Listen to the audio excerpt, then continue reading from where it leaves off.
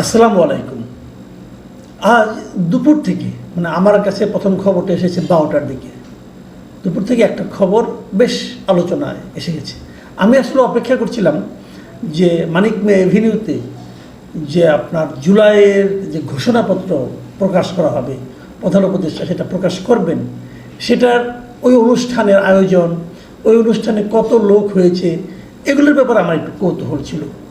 সেগুলো আমি দেখার চেষ্টা করছিলাম, জানার চেষ্টা করছিলাম। ঠিক সেই সময়ে আমার একজন সিনিয়র বন্ধু ফোন করে বললেন, সিনিয়র বন্ধু মানে একজন সিনিয়র সাংবাদিক বন্ধু আর কি, তিনি আমাকে ফোন করে বললেন যে আপনার জানেন না কি খবর? আমি বলছি কী? আমাকে বললেন যে কক্সবাজারে তো পিটার হাসের সঙ্গে এনসিপির 4 জন শীর্ষ পর্যায়ের নেতা দেখা করতে গেছেন। এনসিপির নেতারা আজকে এই জুলাই অভ্যুত্থানের ঘোষণাপত্র যেদিন ঘোষণা করা হবে আনুষ্ঠানিকভাবে, প্রধান উপদেষ্টা নিজে ঘোষণা করবেন, এই সময় সেই অনুষ্ঠান স্থলে না থেকে কক্সবাজার যাবেন। পিটার হাস তো আমাদের এখানে কেউ না, একসময় বাংলাদেশের রাষ্ট্রদূত ছিলেন, তারপরেও এখন উনি যদি আসেন তো তার সঙ্গে দেখা করার জন্য কক্সবাজার কেন যেতে হবে? আমি আসলে বিষয়টা বুঝতে পারিনি। কিছুক্ষণ পর দেখলাম যে তারা একটা মানে আপনার একজন নেতা, তার মধ্যে 4 জন নেতা গিয়েছেন। সেই 4 জন হলো হাসনাত আবদুল্লাহ, সার্জিস আলম, ডাক্তার তাসনিম জারা এবং নাসিরুদ্দিন পাটোয়ারি। তো আমি দেখলাম নাসিরুদ্দিন পাটোয়ারির একটা বক্তব্য দৈনিক যুগান্তরে এই নিউজটি এসেছে। উনি বলছেন যে ওনারা কারোর সঙ্গে দেখা করতে বা বৈঠক করতে আসেননি, হুট করে ঘুরতে চলে গিয়েছিলেন। পদযাত্রাতে টায়ার্ড হয়ে গেছিলেন, অতএব ভাবলেন জাস্ট একটু সাগর পাড়ে ঘুরে আসি। এই ধারণা থেকে তারা ঢাকা থেকে প্লেনে করে 11:30টায় কক্সবাজার নেমেছেন। ওখানে সাগর পাড়ে ঘোরাঘুরি করবেন এবং ওখানে একটা হোটেলে থাকবেন। যে হোটেলটায় থাকবেন সেটা হলো কক্সবাজারের সবচেয়ে এক্সপেন্সিভ হোটেল, রয়্যাল টিউলিপ নামে পরিচিত। আসলে হোটেল হলো sea pearl beach resort and spa limited. বাড়ি ময়মনসিংহে, আমার এলাকার বাড়ি। এই মালিকের ছোটো ভাই আবার ময়মনসিংহের একসময় মেয়রও ছিলেন আওয়ামী লীগ আমলে। এই এক্সপেন্সিভ হোটেলে ওনারা গিয়েছেন, জাস্ট ভাবলেন যে একটু ঘুরে আসি, মানে একটু ঘুরে আসি বলে প্লেনে উঠলেন, কক্সবাজার গেলেন। এই হোটেল, যে হোটেলের কথা বললাম, আপনি যদি অনলাইনে যান দেখবেন এই হোটেলে পার নাইট ভাড়া হলো 18,000 টাকার একটু বেশি।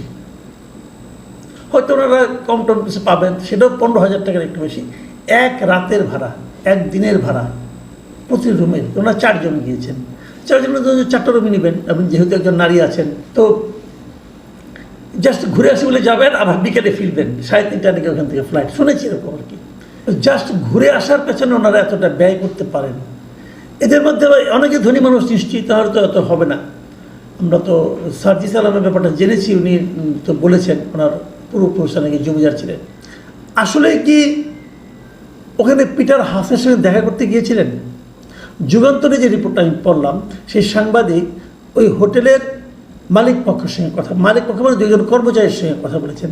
একজন কর্মচারী বলেছেন যে এখানে পিটার হাস আসছে কিনা আমি জানি না, তবে পিটার হাসের মতো একজনকে হোটেলে দেখা গেছে। এখন প্রশ্ন হলো, এগুলি হোক, আমার কোনো ব্যাপার না। কে কার সঙ্গে মিটিং করবে না করবে না তার রাজনীতি, তার পলিটিক্যাল পার্টির ব্যাপার। কেন মিটিং করবে এই আলোচনাও আপনি করতে পারেন। যে যদি ধরে নেই যে পিটার হাস, ধরে নেই মিটিং হবে, তাহলে প্রশ্ন তো উঠবেই, পিটার হাসের সঙ্গে ওদের কিসের মিটিং? কী করবেন মিটিং করে?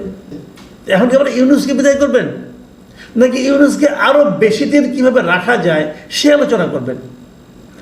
বিষয়গুলো কিন্তু ক্লিয়ার না। যদি ইউনুসকে আরও বেশি দিন রাখতে হয়, তাহলে এই এনসিপির লিডারদের সঙ্গে আলাপ করার কী দরকার? এটা তো টেলিফোনেও করা যায়। তো এই বিষয়গুলো আসলে কিন্তু কনফিউজিং। আর যদি আপনি অবসর বিনোদন করেন, তাহলে মাত্র যে নামলেন 11:30টায়, চলে আসবেন 3:30টায়। খেয়াল করুন, মাত্র 4 ঘন্টার জন্য আপনি অবসর বিনোদন করতে গেলেন। 4 ঘন্টার অবসর বিনোদন হয় নাকি অন্য কিছু হয়? কি হয় ভাই?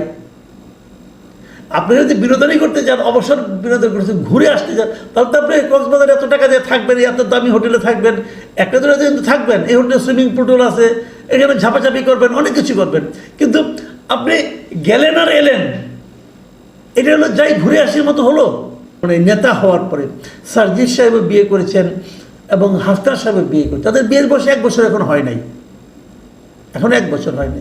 তাহলে আপনার ওয়াইফদের নিয়ে যেতেন, যদি আপনার অবসর বিনোদিনী করতে হয়, যদি আপনি ঘুরে আসার জন্য হয়।